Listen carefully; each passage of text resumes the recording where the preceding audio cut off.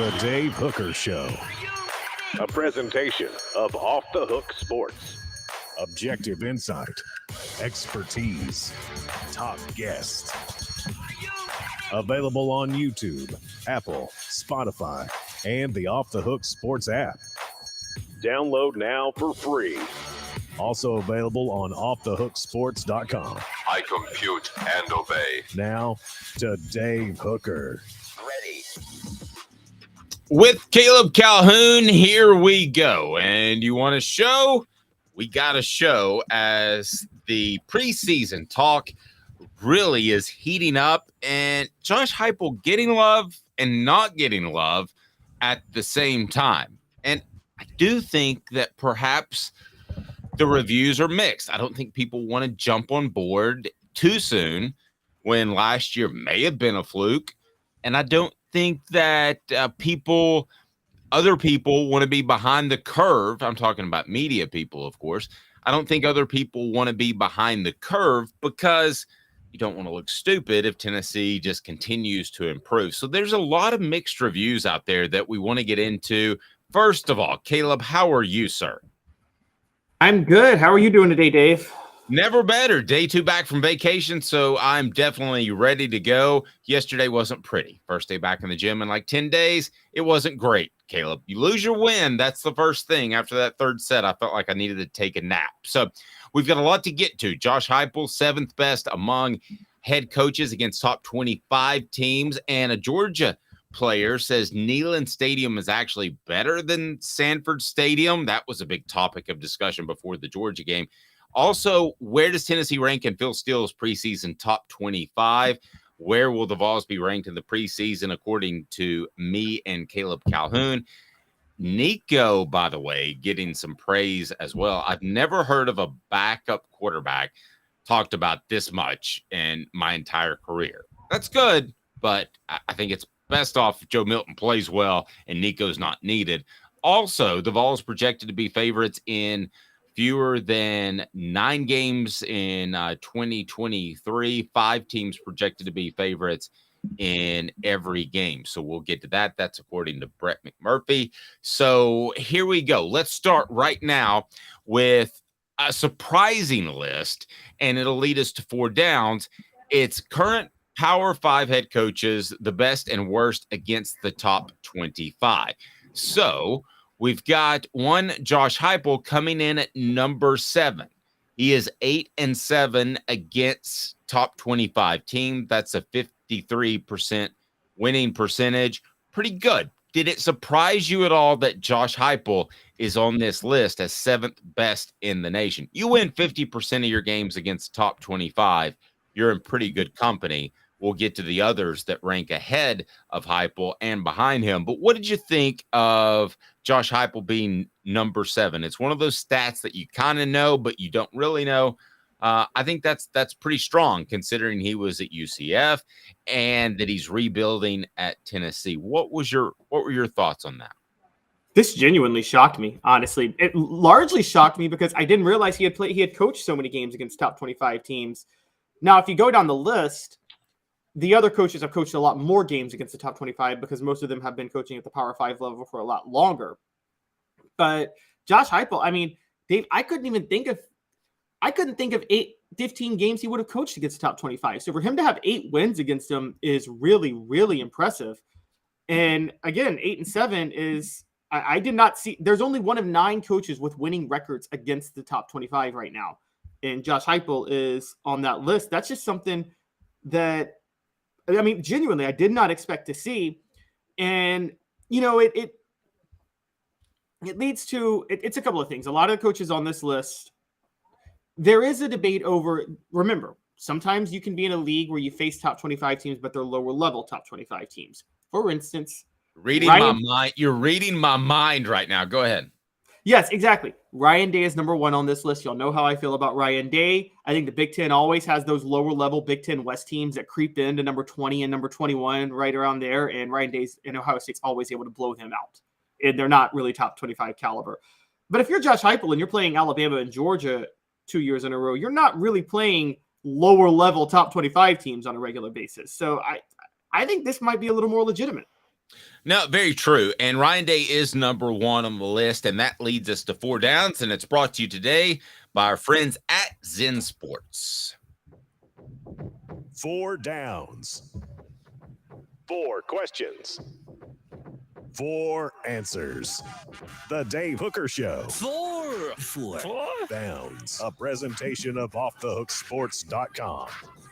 Okay, let me go ahead and start with a first down. And of course, Cooper Mays is going to help us get through this. No, he doesn't call the downs or even the snap counts, but to me, that's what makes it funny. So let's get to Cooper Mays right now. And Cooper, what do you think? What down are we on right now? Coop here. First down. Thank you, Coop. Is this a fluke? Is this a fluke, Caleb Calhoun, that Josh Heupel is number 7 in the nation against top 25 teams? Is it a fluke? Yay or nay? No, I'm going to say no with him because one of those top 25 wins is Alabama and another one is Clemson. And you can't really overrate those. No, and I'm going to say absolutely not a fluke because I'm going to take it as a career view. And that is that, again, he was at UCF. So he's kind of got one hand tied behind his back against top 25 opponents. They just don't have the resources. They're getting there.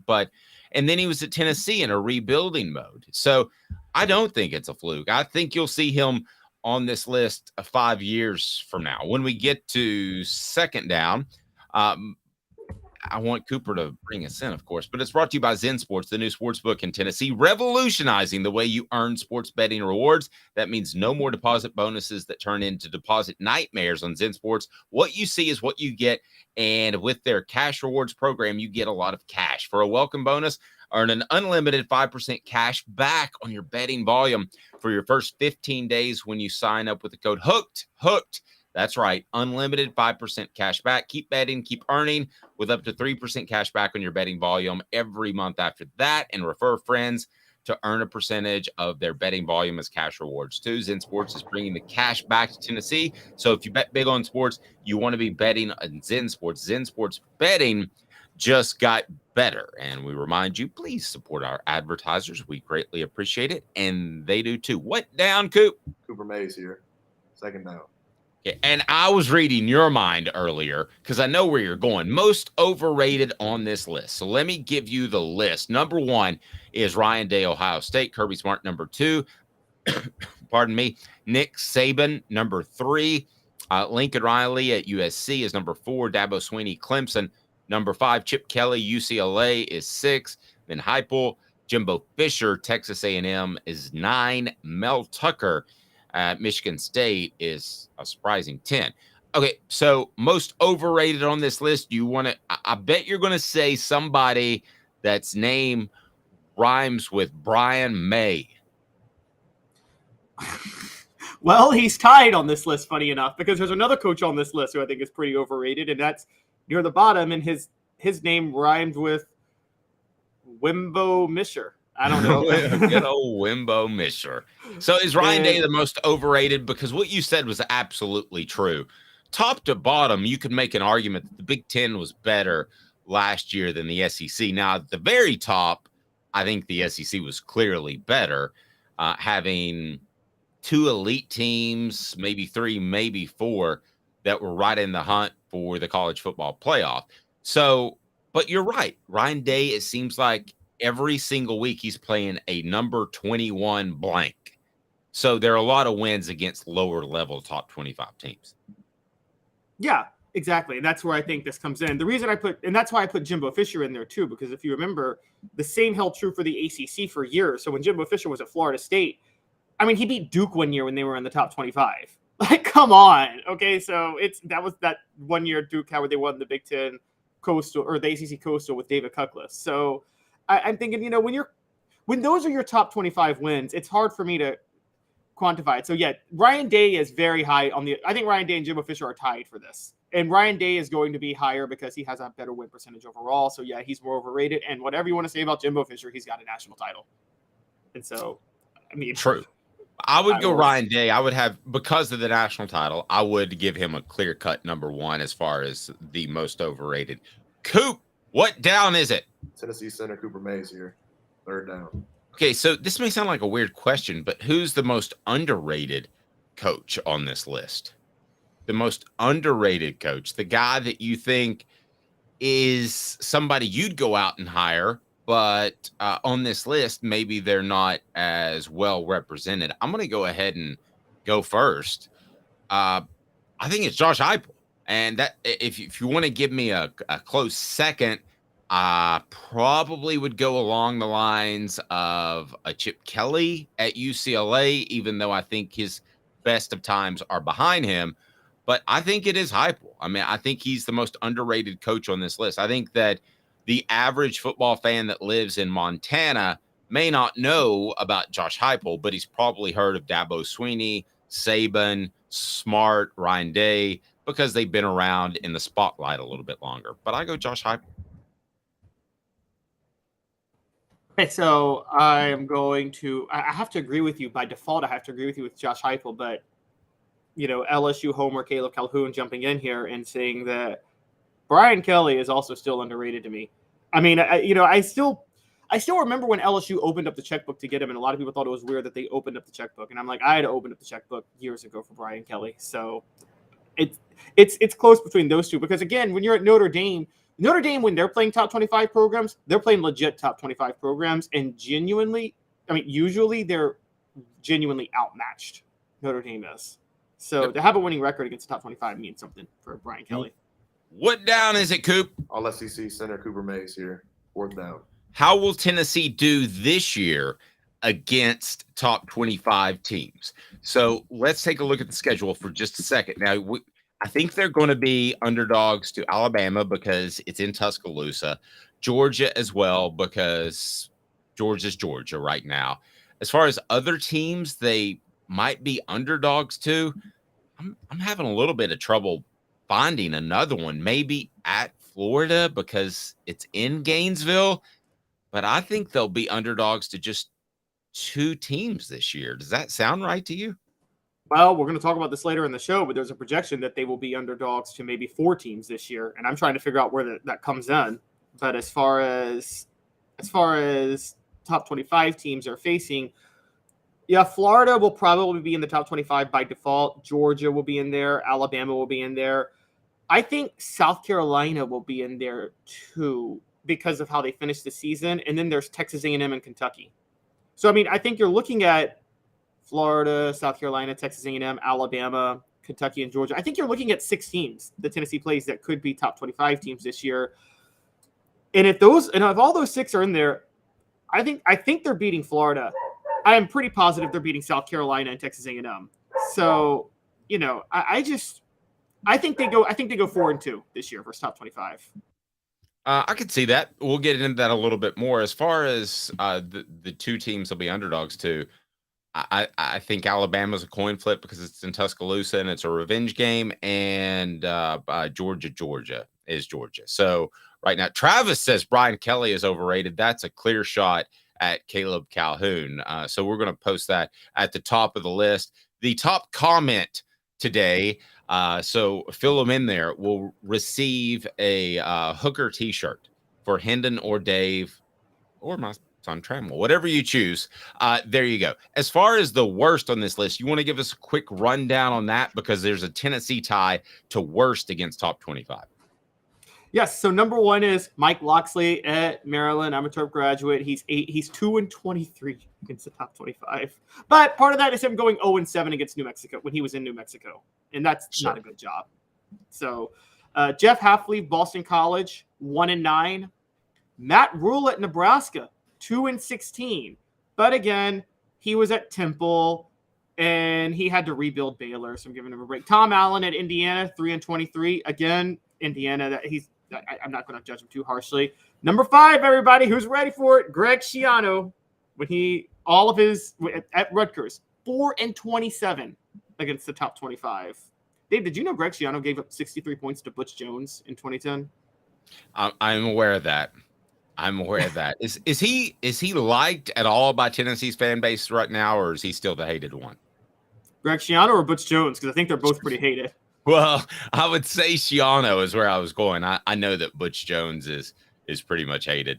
and I don't blame him whatsoever. So, Schiano to me is, aside from all the stuff at Penn State, and I don't know that I've said this publicly before, he would have been a very average hire. He would have been a Butch Jones success type of hire, a very different person, but he would have had that sort of success. So, and he also has a track record of being a bit of a snake too, though. Remember what he did with Josh Freeman when he made up a story about Josh Freeman being a drug addict because he was trying to devalue him on the free agent market when he was true. at Tampa? And I also remember when I called the Don Bosco head coach to do an interview with several of his players. And I said, I know the coaches are there and I don't know exactly what the schedule is. And he said, well, every coach from Rutgers is here except for Greg Schiano. He didn't even tell his own coaches that he had taken the Tampa Bay job. And they're on a recruiting visit while he's flying to Tampa. That's not a great dude, Caleb. I hate to tell you, but if I make a major, I'd love to tell you, if I make a major career move, you will know it from me before anybody else, but no plans to do so. So a big topic last year is Sanford Stadium in Athens overrated. And it got kicked into high gear because Eric Ainge basically said Sanford's not a tough place to play. And during the 2000s, a lot of times it wasn't. That end zone wasn't closed. Now you have a Georgia offensive lineman in Tate Ratledge saying that Neyland Stadium is the best stadium in the SEC. I'm sure Kirby Smart and Georgia fans aren't happy to hear this, but it is why I absolutely love linemen in general, and that they are very honest. And so, especially offensive linemen. So, Sanford or Neyland Stadium, I think this pretty much gives you insight into this. I don't think that Sanford's in the top 10 of toughest places to play. It's tougher than it used to be. I thought Eric Ainge was a little bit off, a little bit dated because of the improvements they've made. And the people that said it's an easy place to play were crazy. But as far as Neyland and Sanford Stadium, there's not a comparison. It's just really not.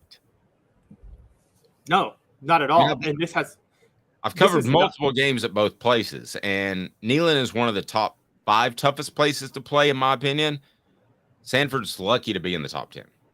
It's funny. So when you were off last week, Jaru and I had a conversation because there was a guy on a Reddit board, a guy from Ireland who's traveling through the South this fall, and he's actually going to go through Tuscaloosa for a game.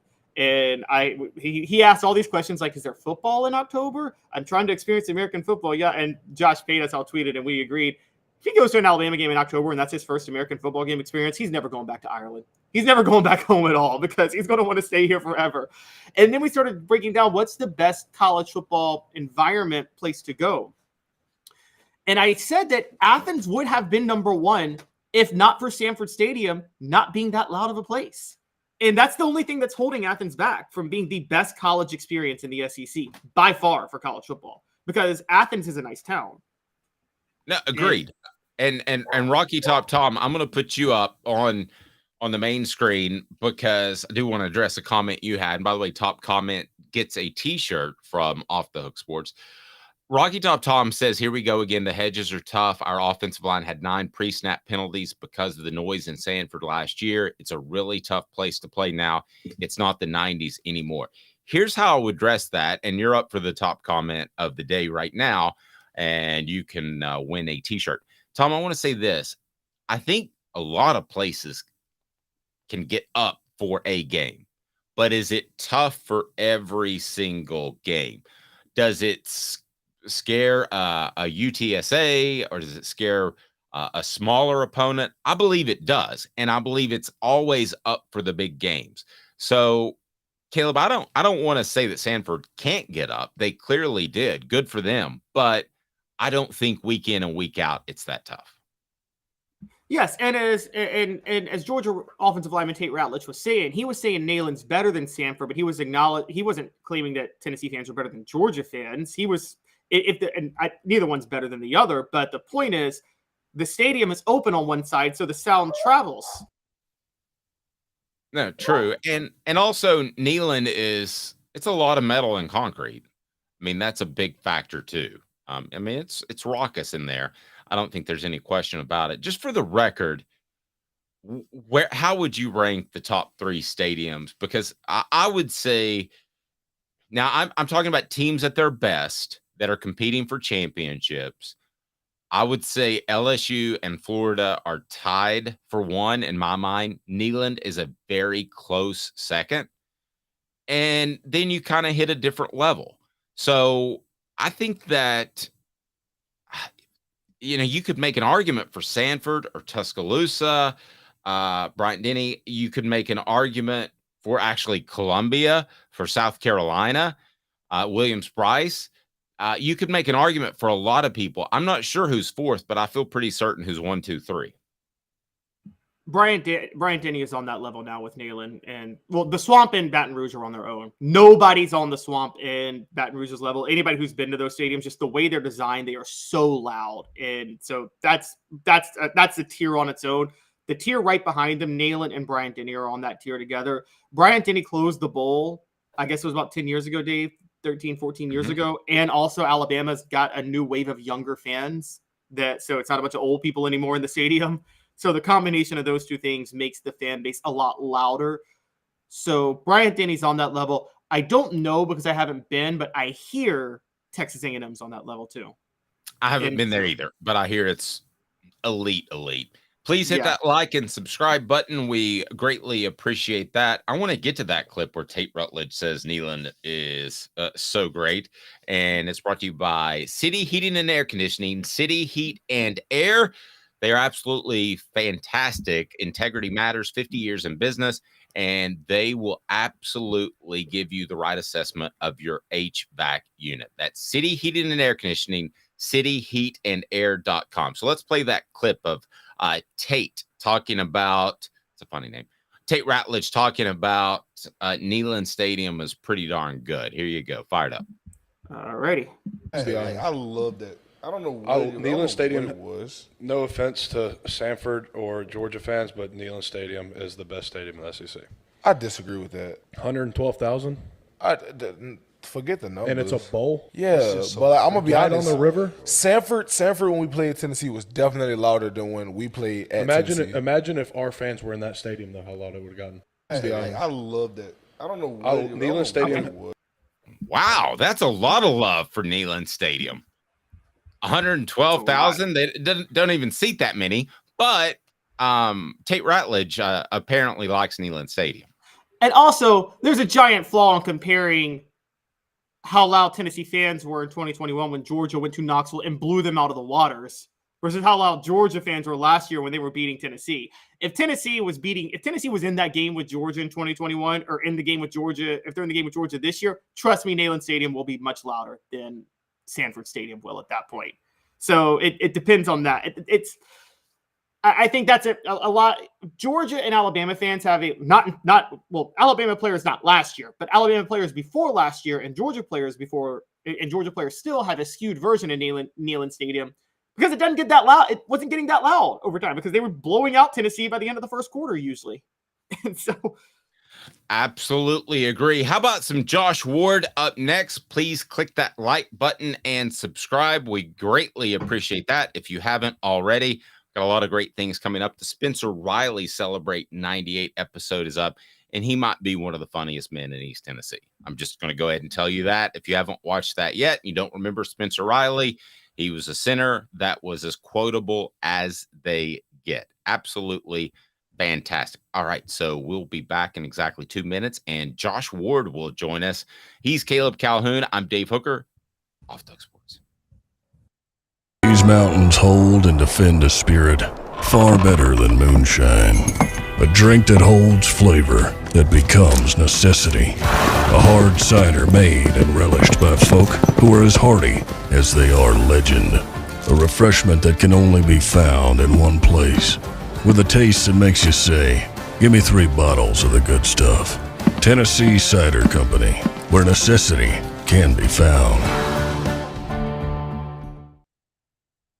Family has been creating jewelry since 1986, each piece unique, with a story all its own. I'm Rick Terry with Rick Terry Jewelry Designs. I'm a jeweler, and I want to be your jeweler. We're grateful that you chose us to be Knoxville's best jeweler. My family and staff look forward to serving you.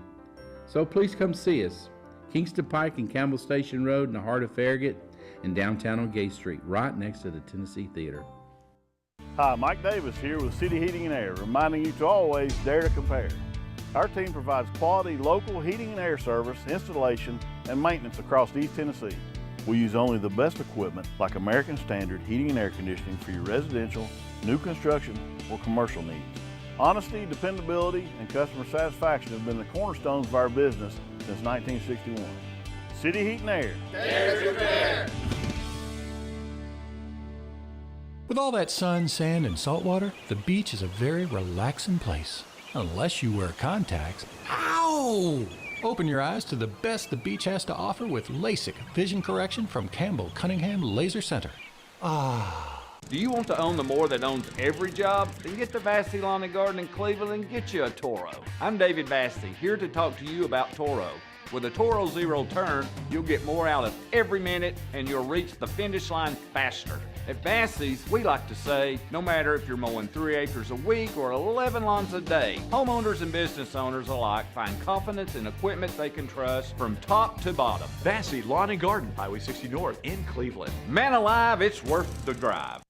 These mountains hold and defend a spirit far better than moonshine. A drink that holds flavor that becomes necessity. A hard cider made and relished by folk who are as hardy as they are legend. A refreshment that can only be found in one place. With a taste that makes you say, give me 3 bottles of the good stuff. Tennessee Cider Company, where necessity can be found. Who's this guy? Hello, wizard. The Dave Hooker Show, a presentation of Off the Hook Sports, YouTube, Apple, Spotify, and the free Off the Hook Sports app. Back to Dave Hooker. With Caleb Calhoun and our Thursday guest, it is Josh Ward, the one, the only. You can hear him on the Sports Animal from noon to 3. Does a fantastic job and pretty good cat as well. Josh Ward, how are you, sir? Doing great. Great to be with you guys. Yeah, we certainly do appreciate it. And Josh, we were digging into a couple of different things, and one is very relevant to you in that you recently had Phil Steele on, and I read some of the quotes. Somebody aggregated part of the quotes, and he seemed very, very high on Tennessee. So, and that they would challenge Georgia. So let me set you up, share what Phil Steele said, and then I want to share where he has Tennessee ranked because they seem to conflict a little bit. But if you could first start with what Phil Steele said. Yeah, he does expect Tennessee to contend in the SEC East. Now, contend and win are two different things. But last year, Phil was very high on Tennessee's offense. He began the conversation by pointing out that he predicted 45 points a game for Tennessee a year ago and ended up being short of how good Tennessee's offense was. But he's high on Tennessee, the depth of the offense, especially at wide receiver. Part of that because of the arrival of Dante Thornton. Because when you hear, wait a minute, depth at receiver, don't they have to replace the Biletnikoff Award winner in Jalen Hyatt and then Cedric Tillman, who may have been their best wide receiver on the team, especially over the last 2 years, both of those guys off to the NFL. But the arrival of Dante Thornton has generated buzz, and that's not necessarily news to Tennessee fans, but Phil, he tries to talk to every coach of every team, and he actually ended up talking to Joey Halzle instead of Josh Heupel, but Halzle's the new offensive coordinator and has been the quarterback's coach, and I think from that conversation, Phil drew that, okay, Dante Thornton's probably going to play an important role in this offense, so Phil is again expecting a lot of points. But within the schedule, Texas A&M is his biggest surprise team, and that might be one reason that while he expects Tennessee to contend in the East and maybe be number 2 to Georgia, he doesn't have Tennessee beating Georgia out to win the SEC East. So he has Tennessee 19 in his preseason rankings. I mean, to me, challenging the preeminent program right now in college football, I would think they'd be at least more around 10. You may have known that, you may not, but does that surprise you? Did that surprise you? So when we talked to him last week, I did not know Tennessee's ranking yet in the magazine, and not seen a copy yet. So yeah, that surprised me based on the conversation we had about what he expects out of Tennessee. Because if Tennessee finishes 19th, and that let's say that's at the end of the regular season, that is likely 8-4. So Tennessee would have gone 4-4 in conference, we'll assume, because I'm going to give Tennessee a win against Virginia and the other 3 non-conference opponents. So if Tennessee goes 4-4 in the SEC, that means they've suffered a couple of losses against teams that right now fans are saying we better beat those teams. One could be Texas A&M, which would be disappointing but not be stunning. But then that means somebody else in the East, Florida, South Carolina, Kentucky, Missouri on the road. None of those games are games that I'm hearing Tennessee fans right now talk about losing. So that would be really disappointing in a number of ways if that's how it plays out, aside from injuries blowing up the season. Sure. And I mean, I guess that could happen, but But that's not part of the prediction here. Yeah. Yeah, I was really surprised to see 19. Just coincidentally, I read somebody that aggregated your interview and then saw the 19 like within an hour. So anyway, Caleb, go right ahead. Yeah, Josh, it's funny you bring that up because I was paying attention. I've been following Phil Steele for 20 years now. And the only time I ever remember him getting Tennessee like dead wrong was 2002. And you guys probably remember that year. He had them number 1 and then they finished 8-5. But that was like, I still have not seen a team get wrecked by injuries like the 2002 Vols did. But he has had a pretty good read on Tennessee over the past 2 decades in terms of when other teams rate them high and he thinks they're overrated, he gets proven right, I guess, a lot of times. So how much of this is a concern given his track record of accuracy on Tennessee specifically since 2005?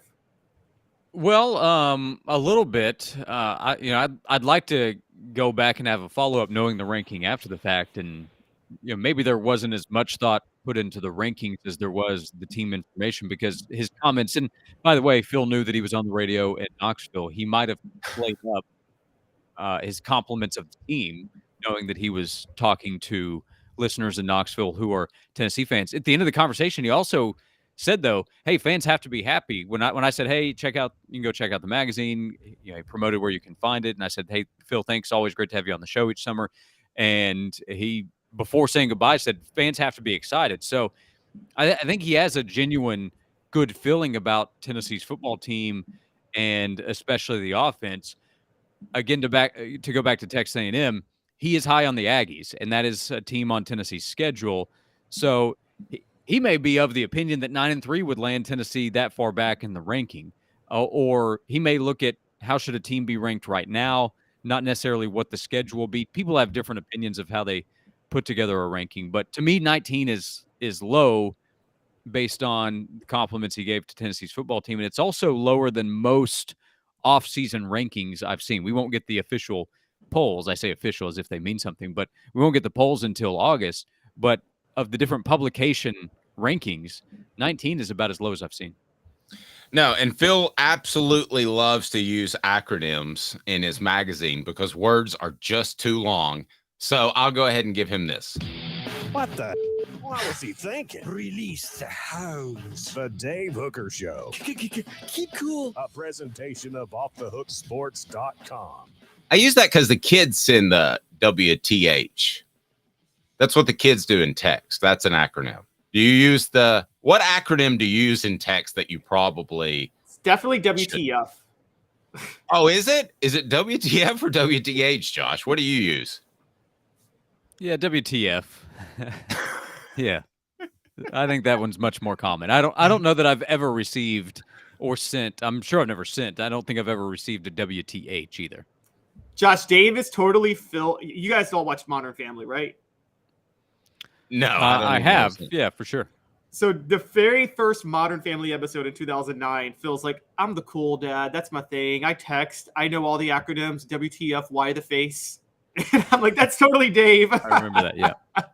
Well, it's an homage on my show to Norm Macdonald, who on his one season of the sports show actually had a What the H segment. So I'm going with WTH, and I don't have to be cool. Josh's appearance is brought to you by Craft Treats. Go to crafttreats.com, and you can save 20% on any of their products, including the CBD pet products that will help with your pet's digestive issues, arthritis, or anxiety. Use the promo code OFFTHEHOOK. Promo code OFFTHEHOOK. Get 20% off at crafttreats.com.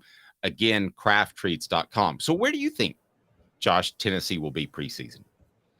Preseason rank, I would guess outside the top 10. I would say somewhere between 11 to 15. Maybe outside the top 15, but 11 to 15, somewhere in that range is my guess. I'm at 12, so we're in the same place. Josh, we don't have FCC regulation, so Travis asked, what does WTF mean? Do you want to go ahead and throw that out there? Well, if you know what the F word is, then it's removing word and just relying on the F, and then you can figure it out from there. Right. Okay. So we're all in agreement, I think, around 10 to 14, 15, somewhere in there. So that's definitely good. Not seeing 19. No, I just don't see 19 in preseason rankings. And if Tennessee finishes at 19th this year, I think with what Josh said, it will be a massive disappointment. Okay. And I will add that Tennessee's in a position from a pollster standpoint, those that are going to be voting on it, because it's just a collection of that. How many points can you accumulate? Tennessee is still a program where I think a lot of people are asking, okay, are they really back? Or was that, okay, they found Hendon Hooker, who was great. They had a Biletnikoff Award winner. They had this offensive tackle. I don't know how much Darnell Wright gets factored in. Probably not as much as he should, in fact. Agreed. But knowing those guys are gone does leave a question of, okay, Joe Milton's back, but I don't recall thinking too many good things about Joe the last time he was the starter. I don't know that that's fair, but that'll be the mindset of some saying, okay, Tennessee has to prove it. But so many programs have so many questions, and Tennessee's offense, I think, gets a benefit of the doubt that even if it takes a step back, which is likely, it's still a top 10 offense nationally, which would make it really difficult for Tennessee to be worse than a top 15 team, I think, considering the depth and development of players on defense. So if Tennessee's outside the top 15, I think that is too harsh of a prediction of what Joe Milton will be at quarterback. But we'll find out. There'll be plenty that vote Tennessee outside the top 15. I think the average of it will have Tennessee inside. That leads us to the next thing I wanted to ask you about. And it has to do with Tennessee's quarterback situation, because I agree with you. I think ultimately that Tennessee would have to have bad quarterback play to be anywhere close to 19. And that brings in a conversation from On 3 as Andy Staples and Brent Hubbs got together. And he said, Brent said the same thing that I've been told about Nico Iamaleava. There you go. That his maturity coming in was practically breathtaking, that his willingness to fit in and be a part of the team and not think the mindset of, I got to bench Joe Milton this year, I got to start this year, has been pretty remarkable. I think that he came in with enough talent to motivate Joe Milton if there was any sense that he might be lackadaisical heading into this season. But that's the reviews I've heard of Nico have been absolutely fantastic, Josh, as far as his maturity. You?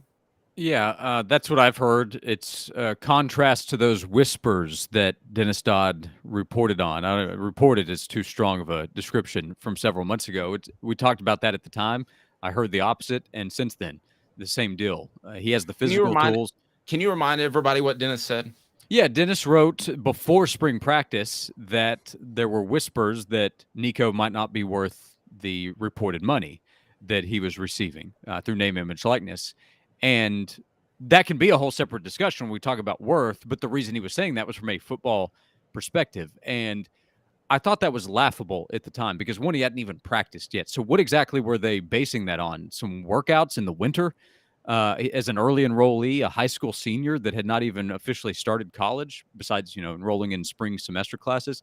But I didn't even hear that at the time. At the time I heard, yeah, he's putting in the work. I physically witnessed him on a Saturday night leaving the complex at 9:30, something like that. It was after a Tennessee basketball game, and he was pulling out of the complex where he had been, whatever they were doing, working out, watching film on a Saturday night during the spring semester. So it was really silly and kind of out of nowhere because Dennis also had a colleague that wrote the opposite, not that long after that. But we saw him in the spring game make some throws that backed up why he was ranked so high. And then if you want to just remove all the physical ability, because I don't think anybody's really questioning his tools in terms of arm strength, release, ability to move. How much work is he putting in? What is his understanding, his maturity, if he is getting all this money and he's coming in with all these accolades? And everything I've heard has been great. At some point, he will have to prove it on the field in the SEC, and he does need to add weight, which applies to 100% of freshman quarterbacks that arrive. So that can't be a criticism if it's something that everybody has to do. It's more of an analysis. So everything I've heard has been great. Does that mean he's ready as a true freshman to go out there and win big games in the SEC? That would be a stretch, but I think that's a stretch for everybody. Bryce Young didn't play right away. CJ Stroud didn't play right away, and they went 1-2 in the NFL draft 2 years later. So everything I've heard about Nico has been great, and some of the things I've heard has been better than expected with the expectations already sky high. Most important question, what was Nico driving? It was a sport utility vehicle. Was it? What brand? As Phil from Modern Family would say, an SUV. SUV, very, very good catchback. So what brand was it? Like a Hummer? No, I don't. Well, I mean, it was nighttime, so I didn't pay attention to who drives a Hummer anymore. What year? But it wasn't anything guys fancy, that make. But it was $8 million. It was just a normal car. Yeah, I mean, I'm not saying it was a clunker by any means. It's just there was nothing fancy about it that stood out, but it was an SUV. Okay, gotcha. All right, and I don't know, but I don't know that it was his. I don't know. It could be a teammate's. It could be a rental because he hadn't been on campus that long. So I don't know. Okay, well, I mean, the guy's making like $8-9 million. I'm just curious. I wonder if that number's gone up since he's been on campus. Yes, yeah. That's the other thing is we had the old days of if we saw an athlete driving a car, it'd raise eyebrows like, oh, wonder how he got that. That's old. Yeah, that's old news. That doesn't happen anymore. No, and real quick, Caleb, I know you got something, but I remember one reporter, and I'll tell you off the air who this is, Josh, but he would threaten coaches with, hey, I'll just go around and get license plates of the cars and where the players park if he didn't get his way. Might rhyme with ifeth. There you go. So go ahead, Caleb. So, Josh, it's funny because everybody's talking about Nico so much, and I mean, I've never. It's not that I haven't seen a freshman get this type of hype. I mean, I haven't, but I have because where I'm going with this, and I know I'm rambling a little bit, but I'm thinking like what this all means for Joe Milton because it is rare where you see a freshman, not just a freshman quarterback, but a quarterback expected to be a backup this year get this type of hype when there's another starting quarterback entering his senior year. I mean, is the only comparable situation I could think is Chris Leak, Tim Tebow in 2006. And then Dave, you might be able to throw this in, but I would assume Jerry Colquitt, Peyton Manning had to deal with the same thing. Now that changed because Jerry Colquitt got hurt the first game of the year. But are those the two most comparable situations that you would say applies here where there's a clear starter, but the backup freshman is getting all the hype and the talk? Well, I mean, I think Trevor Lawrence, when he showed up at Clemson, there was a lot of expectation that he would see the field at some point, and then he did after 4 games where Kelly Bryant had the chance to move on. So that was able to – Clemson did him a solid by allowing him to hold on to that red shirt because they were going to make the change. I mean, when Bryce Young showed up at Alabama, I thought there was a lot of hype there and an expectation that, yeah, Mac Jones, I don't know. And then Mac ended up being a terrific player and a first-round pick at quarterback. The thing is that I hear a lot of hype about both. With Joe Milton, the show he put on at the Manning Passing Academy, launching those 70, 80-yarders, I don't think Nico could draw that kind of crowd of anticipation of let's see what he can do. I think people would be excited to see his physical tools, but Nico's not throwing the ball 70 yards with ease where it looks like he's just flicking the ball 10, 20 yards down the field. Joe's able to do that.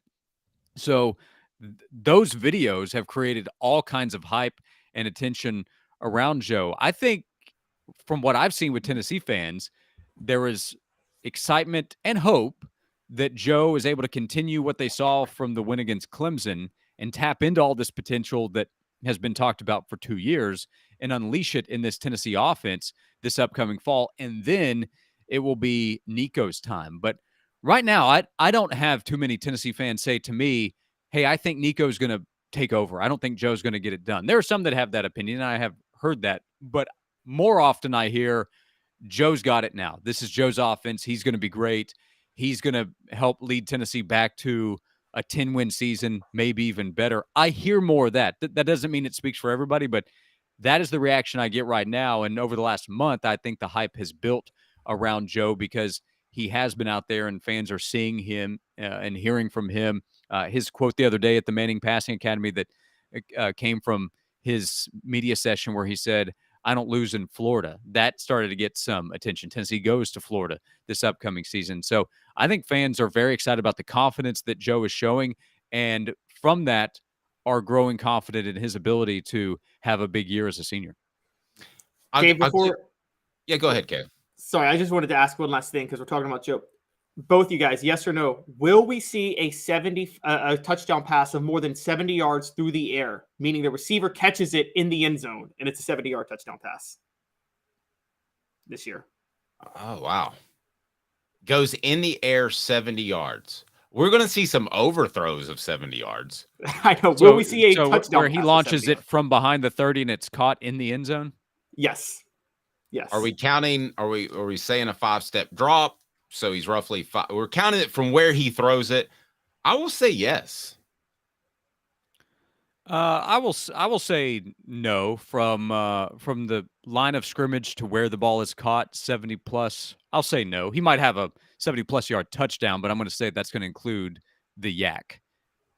There's another one for you. Yards after catch. Yards after catch. What the WTH? I would. Yeah, they don't call it yards after reception. Yards after catch is what we're looking at. That's right. And I would say this to your point, Caleb. Jacob Eason, even though it didn't pan out, I think he was the guy that was supposed to replace Stetson Bennett, and that didn't work out. But I don't see that happening to Nico. I don't see a transfer. I don't see anything like that. And I would say this: I think that for those that want to see Daniels as a transfer from USC.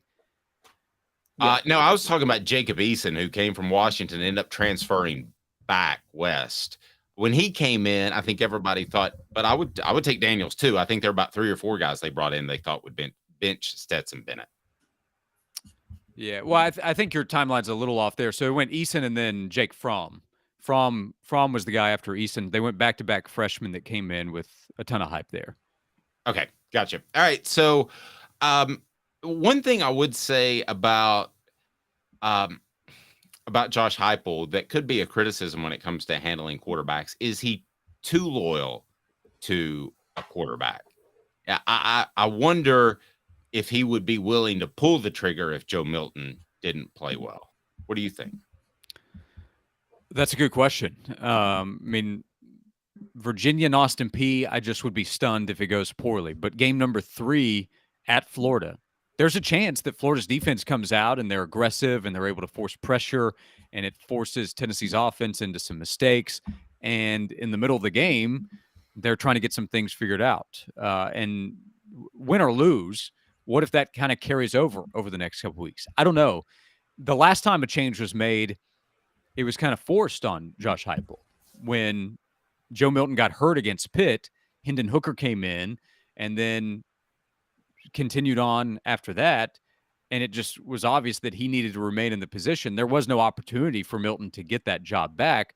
But what if Milton hadn't been hurt in that Pittsburgh game? How long would he have been able to stay as the quarterback? How long until a change would have been made? Because I think a change was inevitable with how things were going there. I don't know. So this would be a test, but I do agree in the loyalty part. I think that applies to his staff because loyalty is also from comfort in knowing what you're getting out of the player, or at least believing you know what you're getting out of the player from what you've seen in the practice field and the meetings and the conversations you've had. I think that's applied to the coaching moves we've seen where guys have been elevated. Ablin this offseason, last year, Kelsey Pope, and paid off with Kelsey Pope. He has a Blitnikoff Award winner. He's 1 for 1 as a full-time assistant coach. So if Joe struggles, if he doesn't play quite as well, if the offense is not as crisp as expected, I mean, he also brought in Nico. So what is loyalty? Because Nico's his guy too. That's who he recruited. Joe's a guy that transferred in. But from everything I know and understand, I believe Josh Heupel is fully confident in Joe getting the job done. And that would lead me to believe that he'll get a pretty long leash, that if there's some struggles early on, part of that could be due to what they see with the offensive line. They don't have the same protection they could expect with Darnell Wright, and they're trying to get the left guard position figured out. So if they see some of the issues coming from pressure that is caused by opposing defenses due to offensive line issues, well, they're probably not going to be all that confident in a true freshman going in. Also consider they have 2 scholarship quarterbacks. If you make a change, well, you move Joe to number 2. Where's his mindset at that point? If you go to a freshman has to get it done because you've now pulled the plug on Joe Milton as a senior, and be difficult to get that confidence back too. So I think they will give him as much time as they believe he needs if it's slow out of the gates. Is it fair to say that playing Milton ahead of Hooker after what we saw the past couple of years that's been Josh Heupel's biggest mistake at Tennessee? Well, he hasn't made too many, so yeah, I think so. And it's still fairly explainable. At the time, I thought Hendon made more sense based on what we had seen in college. When they went with Joe, I did also give Josh Heupel the benefit of the doubt at the time that, okay, I know he can coach offense, and I know Joe Milton has this skill, so maybe it will work out. But it was too quick of a turnaround for Joe arriving to a few months later being the starting quarterback in an offense that he admittedly was still trying to learn. His knowledge of the offense is so much better now. And there were differing opinions behind the scenes at the time. Should it be Hendon? Should it be Joe? It was the wrong decision, but it was explainable why they went with Joe. But, I mean, how many mistakes has Josh Heupel made to this point? So, yeah, I'd say it ranks number 1. I mean, wouldn't that be – I don't want to be like – I don't want to call it arrogant, but have you guys ever seen a coach who is so thoroughly confident in his ability to coach offense the way Josh Heupel is? I mean, he hires staff members that are on his staff that are loyal, that are familiar with the system. He wants his guys at quarterback, so he picked Joe Milton over Hendon Hooker. Because he signed Joe Milton. Is it me or does Josh Heupel have a level of borderline arrogance of how much he thinks he knows about the offense and the guys he wants? I would be arrogant if I were as good as him at coaching offense. I would say yes. Yes. So, yeah, he does. Who's the most arrogant offensive coach of all time? Steve Spurrier? I mean, his belief in what he was doing and changing quarterbacks, I mean, that's not what Heupel is doing. So, yeah, maybe a little bit of it. But, Heupel didn't bring Hooker to campus. So he looked at it and said, okay, Joe's the guy we need to bring in. And coming out of the spring, it's not like that spring when Josh Heupel had arrived, because Hendon had arrived having been recruited as a transfer by Jeremy Pruitt. And, that was such a wild time in Knoxville as a transition for everybody.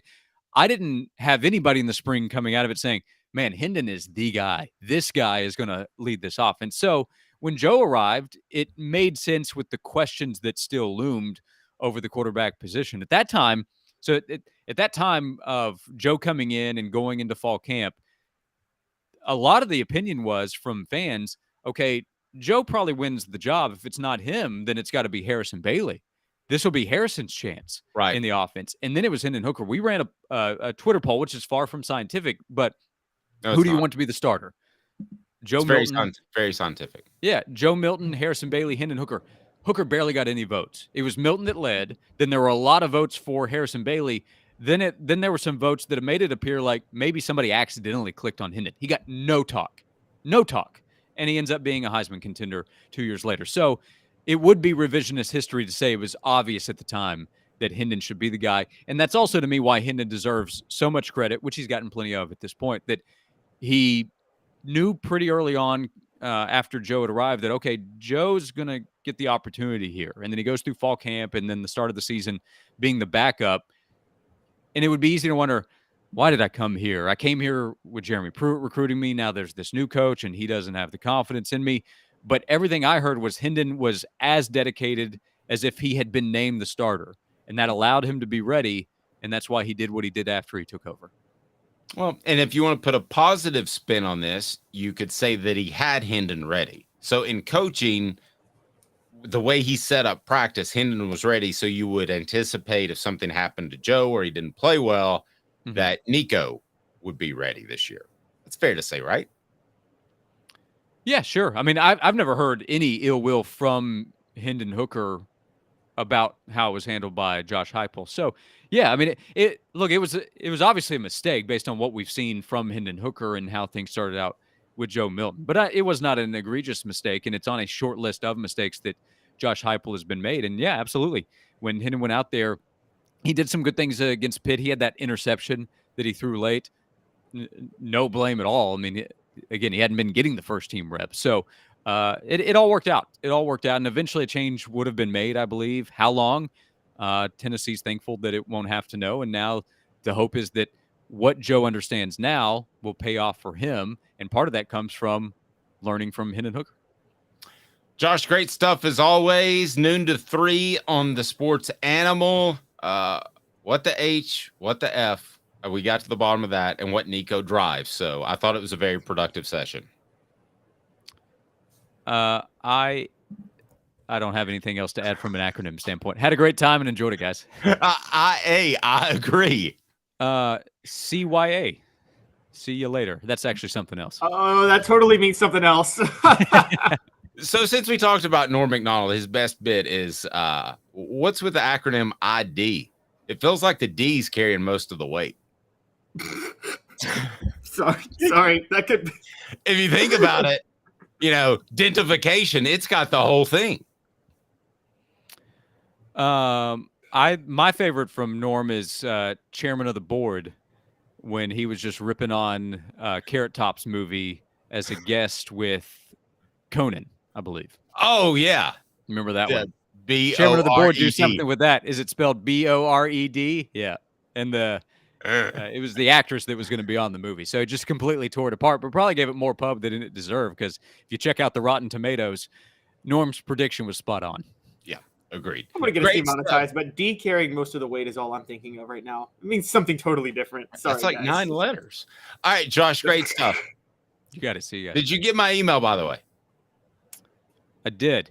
Did you have time to read a book on the weekend? As a father of 3 small children, assume it's a rhetorical question. You're going to wait for the audio version. Well, if you're one of my beta readers, you get a free copy of the book, which I'm sure you can't wait for. It'll be a Merry Christmas for all. Josh, I'll give your kids a book, and I'll even sign it. How many pictures? Pictures in the book? That's actually what we're struggling with right now. So thank you, Josh, for bringing that up. Yeah. He's fantastic. Noon to 3 on the Sports Animal at Josh_Ward. Follow him. Great follow. Thank you, Josh. Thanks, guys. Thanks, Josh. Josh. Yeah. And you got to start reading too, Caleb. Well, you're a beta reader.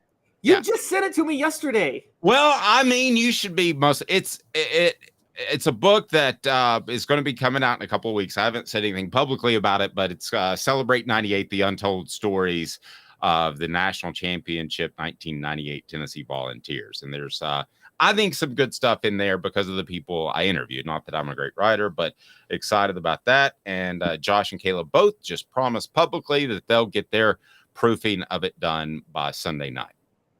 Hey, Dave. Yes. Question. Yes. You covered him. Who was more confident and arrogant in what they were doing? Lane Kiffin is 1 year at Tennessee, or Josh Heupel now?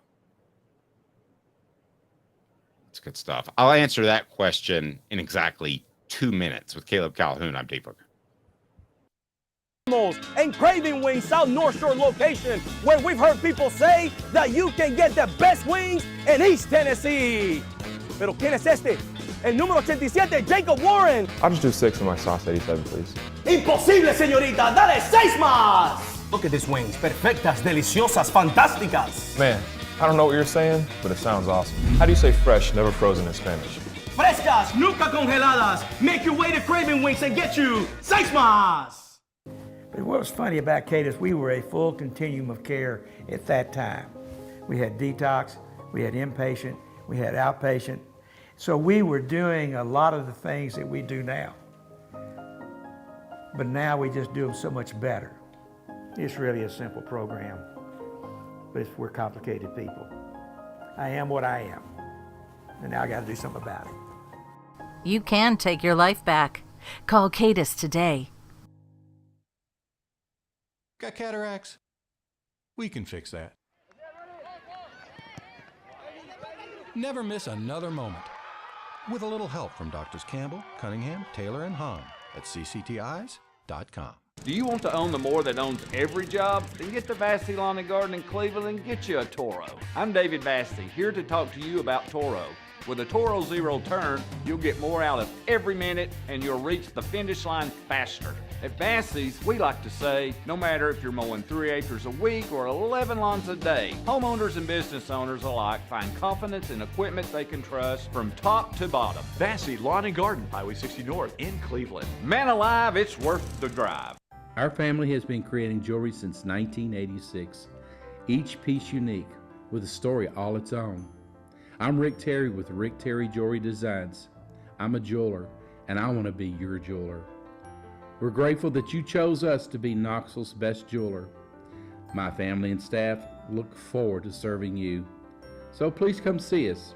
Kingston Pike and Campbell Station Road in the heart of Farragut and downtown on Gay Street, right next to the Tennessee Theater. You're listening to The Dave Hooker Show, a presentation of OffTheHookSports.com. The internet is full of pictures of each and every one of you. Available on YouTube, Apple, Spotify, and the Off the Hook Sports app. Download now for free. Is there nothing you people can't do? Also available on OffTheHookSports.com. As far as most arrogant / cocky / confident, you asked the question, was it Lane Kiffin in his 1 year at Tennessee or Josh Heupel now? And I think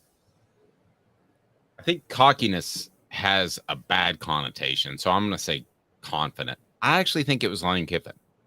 I think he was more confident in what he was going to do and build Tennessee into than Josh Heupel, because I think Josh Heupel has had the realization that things didn't go fantastic at Oklahoma, Caleb, for him.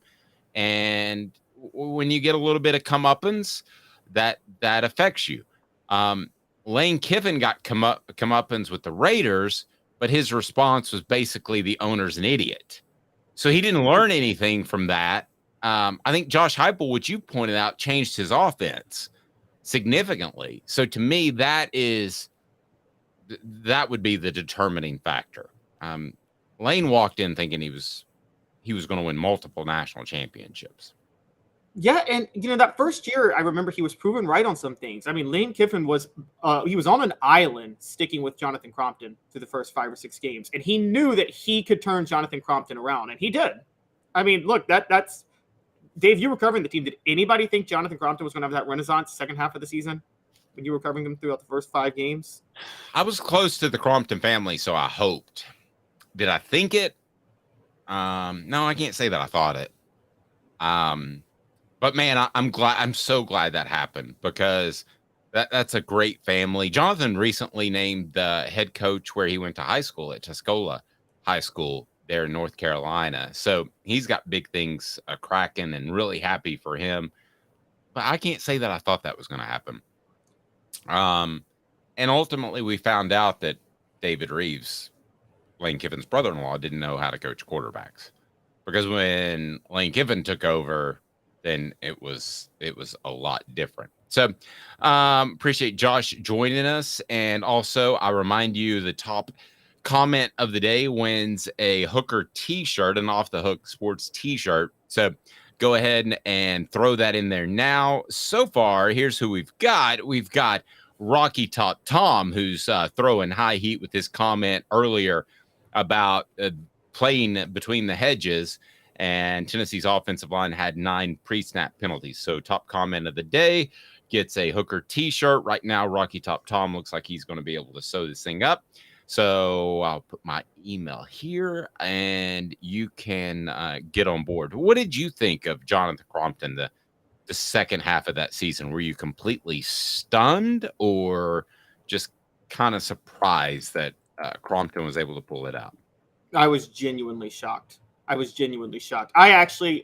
thought that Tennessee should have I was one of those people 4 or 5 games into the season thinking Tennessee should have just scrapped the pro style and put Gerald Jones in the Wildcat and run Wildcat the rest of the year with Gerald Jones at quarterback. And I thought they had a better chance of winning games doing that. Largely because if you remember, Tennessee's defense was actually good that year. Monty Kiffin's Tampa 2 was a perfect fit for the personnel of that defense, of the players they had. And that was a seamless transition. No, completely agree. Now, getting back on topic a little bit, we've got Tennessee and projected to be favorites in fewer than 9 games in 2023. This, according to Brett McMurphy. Give me the breakdown here, because it surprises me a little bit in terms of where people are viewing Tennessee. We talked about Phil Steele earlier and this now. What do you think, Caleb? Yeah, so Brett McMurphy of the Action Network reports on Colin Wilson, who also is of Action Network, and his power ratings and the way he projects out the season. And based on these projections, he's named the teams that will be projected to win all 12 of their regular season games, 11 of their 12, 10 of their 12, and 9 of their 12. And now, to be fair, let me start with this. If you're projected if it's projected to be a pick, then it's not a win. So it could be that for Tennessee. But as far as we are seeing right now, Tennessee is not projected to be favored in more than 8 games this year. Now, I'm having a really hard time seeing it. And if the season, if everything went as Vegas projected, Alabama, Georgia, Louisville, Michigan, and Washington would be favored in every single game they play this year. Yes, Louisville's on that list. Is going to be favored in every single game they play this year. So I look at that and I think, well, if everything goes as projected, where would Tennessee be an underdog outside of Alabama and Georgia, unless you consider Florida and Texas A&M pick'ems? Okay, I'm going to make an argument, for them to be underdogs in 4 games. I'm not saying I believe it, but I'm kind of playing devil's advocate here. So let's start with, as you mentioned, Alabama and Georgia. They're going to be underdogs, I believe, in both of those games because the Alabama game is in Tuscaloosa. I actually think that'll be a surprisingly high number. I think it might be 7 or 8. But as far as Georgia, I think they'll be underdogs there because Georgia's Georgia right now. Let me make an argument for 2 more and tell me if this is a reach. At Florida, you're playing at Florida, so I think that's a factor. Let's remember this about Florida, too. They're going to play at Utah and McNeese before Tennessee. So, I mean, Utah could beat them. So I don't see that Florida will be ranked, but I'm going to make an argument. They beat Utah, and that's a big win, and they're not ranked, favorites, I meant to say, and they're favorites in the Swamp. So I'll make that argument. The other argument I guess I would make would be Texas A&M. Bobby Petrino comes in, cleans a lot of things up, and Texas A&M looks really solid for the first half of the season. And, man, I'm having trouble making this argument even because it is in Neyland Stadium. But that would be my argument. So let's say Tennessee slips up, maybe, against Florida, plays average against South Carolina, which I don't think will happen. Possibly an underdog to Texas A&M, but I'm really, really stretching to even get to 4, Caleb. Yeah, and let's not forget that Texas A&M, before playing Tennessee, has to visit Miami, has to host Auburn, play Arkansas at a neutral site, and then host Alabama. Like, given their record, are we sure that Vegas isn't going to react to them losing maybe 2 of those games? And I'll give you one that I thought of, more likely than both. And I'm looking at it now. There's a good chance they're underdogs at Kentucky. And let me break down why real quick. So Florida will be Tennessee is going to be favored in their first 2 games, right? They're going to be favored against Virginia and Austin Peay. So they'll be 2-0. Say that Vegas goes as expected. Florida's going to be an underdog at Utah. We agree on that? Yes. Okay, so Florida loses to Utah and beats McNeese, and they're 1-1. Tennessee's 2-0. Tennessee was already higher ranked to start the year. So I think Florida might be an underdog to host Tennessee. They lose that game. They're 1-2. They beat Charlotte. They're 2-2. Then they go visit Kentucky. They're 2-2 visiting Kentucky, who at that moment is going to be 4-0 because they're going to be favored against Ball State, Eastern Kentucky, Akron, and Vanderbilt to start the year. So I think Kentucky will be favored over Florida. And so they'll be favored to start 5-0. They'll be underdogs to Georgia to be 5-1, and then they'll be favored over Missouri. So Kentucky's going to be favored based on the games. They'll be 6-1 based on when they'll be favored before they play Tennessee, and they'll be coming off a bye. And so I think Vegas might actually favor Kentucky when Tennessee visits them this year. Here's the other thing to remember, though. If we're reaching a little bit with Texas A&M, or I'm sorry, Kentucky, excuse me. If I think do you really think that Tennessee's going to be an underdog at Kentucky, or are we playing devil's advocate still? Well, okay, so Kentucky's 6-1 coming off the bye if everything goes as favorites.